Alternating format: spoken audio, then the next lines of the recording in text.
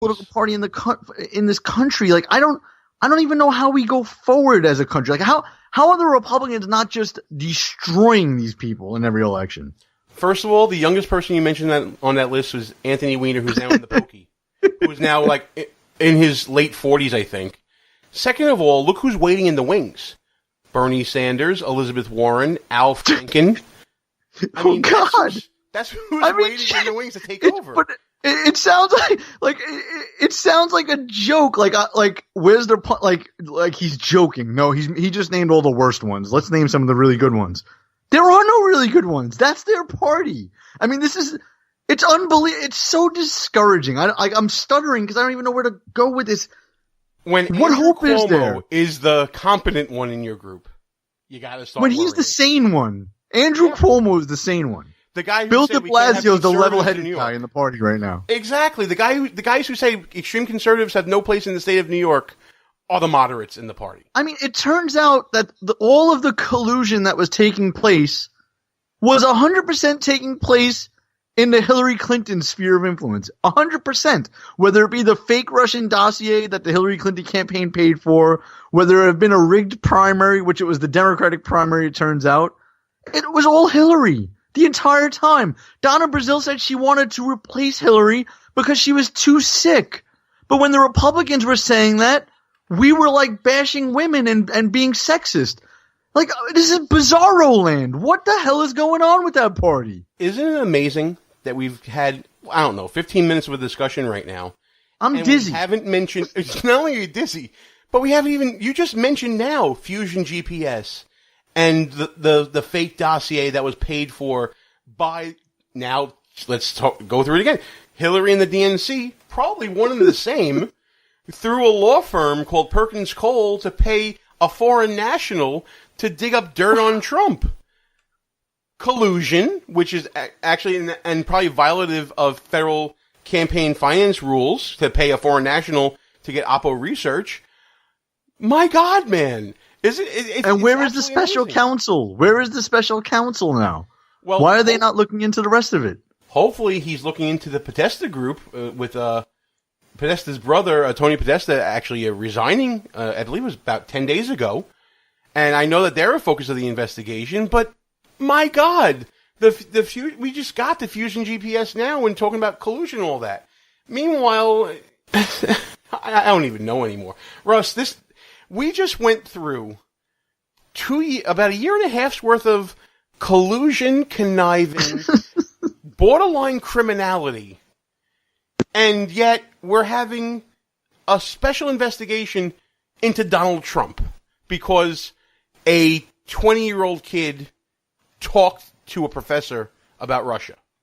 I'll tell you what, Gene. I never thought I'd say this, but I miss Barack Obama. Like, out of all of these maniacs we just discussed, he actually was pretty level-headed when you look back. And I can't even believe I'm saying it.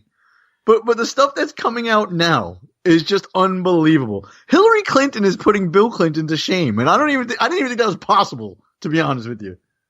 Well, listen, I think that's a nice way to round out this segment. Russ misses Barack Obama. When we come back, folks, we're going to take a look at some of my favorite topic. I know it's some of yours as well.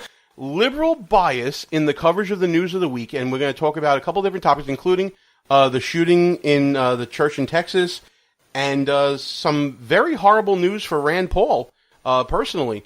Gene and Russ, Behind Enemy Lines. Buckle up, we'll be back right after these brief words. If you're a long-time listener of the show, or maybe this is your first time listening, you can probably tell that me and the gang here, we like to have our share of fun, whether it's on or off the air. We talk about 2-drink minimum radio and no medication Wednesdays or whatever day it may be. That's why when we found the people at Less Government, More Fun, we knew it was a match made in heaven with this show. Folks, we live in a time where government is out of hand. Our founding fathers did not intend government to be all-consuming in all parts of our lives. That's why we are telling you to go to lessgovmorefun.com, check out the website, check out the swag. What the people want is less government, more fun. Pass it on, make it happen. Who might you save? Your mother, your father, your husband, uncle, aunt, son. Learn FAST, F-A-S-T, the sudden signs of a stroke, and you could save. Your friend, teacher, boss. F, face drooping. A, arm weakness. S, speech difficulty. T, time to call 911. F-A-S-T. That's F, face drooping. A, arm weakness. S, speech difficulty. T, time to call 911. The sooner they get to the hospital, the sooner they'll get treatment. And that can make a remarkable difference in the recovery of your neighbor, the waiter, grandmother, grandfather. So learn FAST, the sudden signs of a stroke, then pass it on, because you never know who might save you. Your wife, your colleague. Spot a stroke fast. Visit strokeassociation.org. Brought to you by the American Stroke Association and the Ad Council. Behind Enemy Lines Radio is all about being right. No, seriously, it is. If you ever listen to Russ Gallo or me go back and forth on some issue, we always want to make sure that we remember who said what and when we said it. That's why we go to goonrecord.com. It's a brand new social media website. Challenge people on what they believe, whether it's in politics, sports, entertainment, finance, whatever. There's a category for you at goonrecord.com. Check it out right now. Tell us, what do you stand for? It's time for you to go on record. Behind Enemy Lines.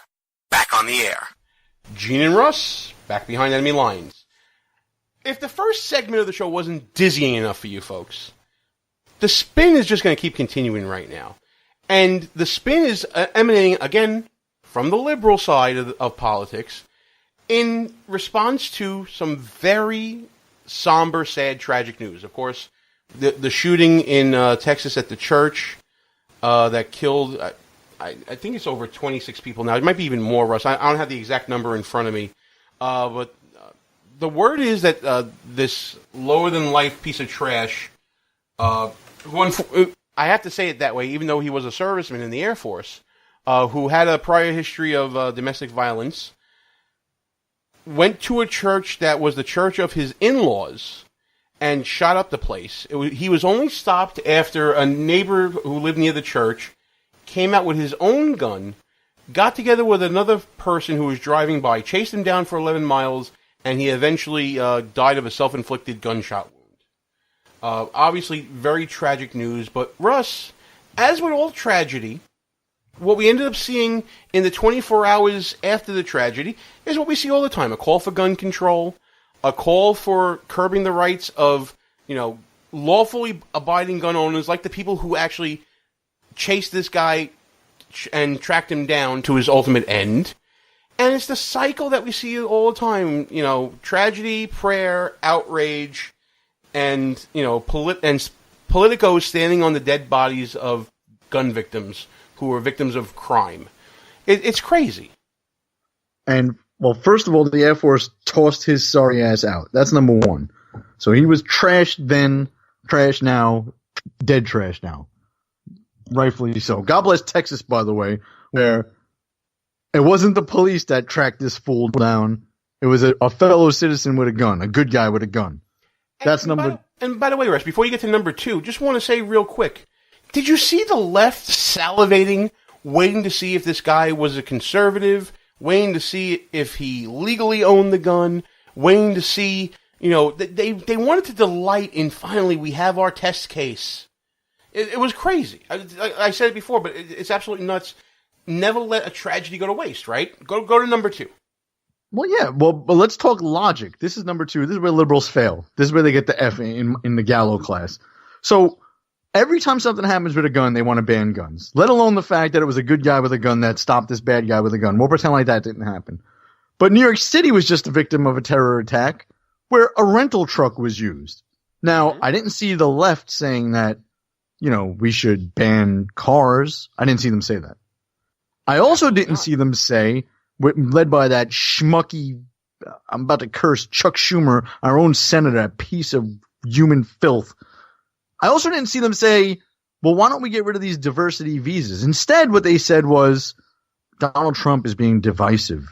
He should be bringing the country. Chuck Schumer had the nerve, Gene. Chuck Schumer had the nerve to say that Donald Trump should be more like George W. Bush was after 9/11. I mean, who's believing that? Who's believing that Chuck Schumer liked the way George Bush was after 9/11? Who's believing that? Nobody's believing. Do you not remember history? More importantly, Chuck Schumer. Yeah, I do remember history. I also remember recent history when Chuck Schumer was on the floor of the Senate, not crying 24 hours after the Las Vegas shooting, saying that we need gun control, standing on those corpses, and then he has the audacity to say that Donald Trump was politicizing the diversity visa program and using a tragedy to further that effort and further his own agenda. Coming from Chuck Schumer, I'm sorry, doesn't cut it.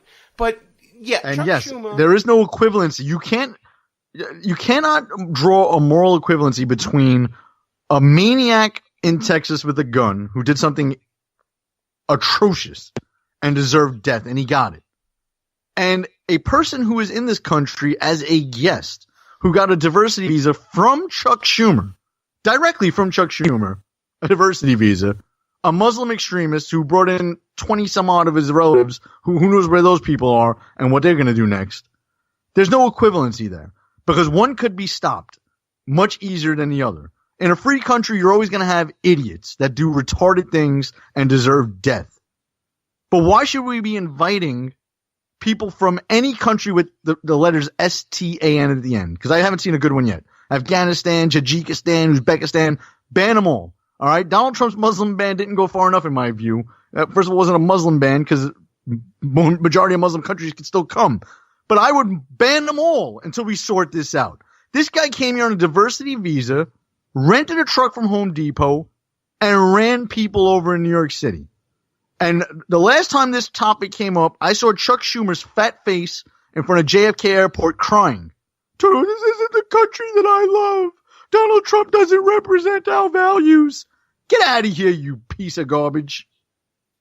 Chuck Schumer is the human Gumby of politics.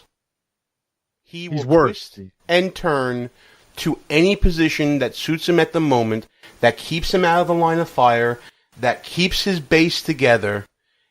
Every now and then he'll stumble onto an issue where you might agree with him, like Israeli policy, Israeli foreign policy. But that's to placate his base and his voting base in the People's Republic of New York. Bottom line is, Chuck Schumer is the last person to talk about politicizing events, because he does it all the time. But he's not alone. In politicizing events, we see with the media all the time. Russ, if I would have told you that a person on social media had called for the removal of President Obama's, let's call it manhood, and then subsequently attacked a Democrat or liberal or socialist senator or someone like, I don't know, Bernie Sanders, what do you think the media would be doing right now if that person was a conservative with those viewpoints and all that happened? Oh, forget about it. We get blamed for whether or not it's true or not. So imagine if it really was true. We would be hearing it for a week, wall-to-wall coverage on cable network news and network news as well. We'd be reading about it all over the internet. We'd be seeing it on every newspaper, if people still read newspapers. I mean, I do, but I don't know if anybody else does. And it would be everywhere, right? And it would be non-stop coverage. It would be washing over us like the tide coming in, right? Well, guess what? That happened to Rand Paul. His neighbor attacked him, assaulted him on his property. I think he was mowing the lawn, according to reports. Attacked him to the point where he suffered broken ribs. And upon viewing this man's Facebook site, all kinds of disparaging things about Donald Trump, including wanting to cut his twins off. Why is this not everywhere, Russ? It was buried. I haven't seen it on TV except for little 2 or 3 second blurbs. Like, I don't understand why this is not a big deal. A Republican congressman was shot not long ago, Gene, and that barely makes the news. At the baseball practice. Yeah, Steve Scalise at the baseball practice, absolutely. I'm trying to understand. We're still talking about that Arizona congresswoman Democrat that got shot, and they have like a memorial every year for her. Okay. I'm not saying that we shouldn't. Didn't we name a naval boat after her? One that has no guns, by the way? Didn't we do that? And you know, she comes out every year to talk about gun control and all this stuff. I mean, and yet But you want to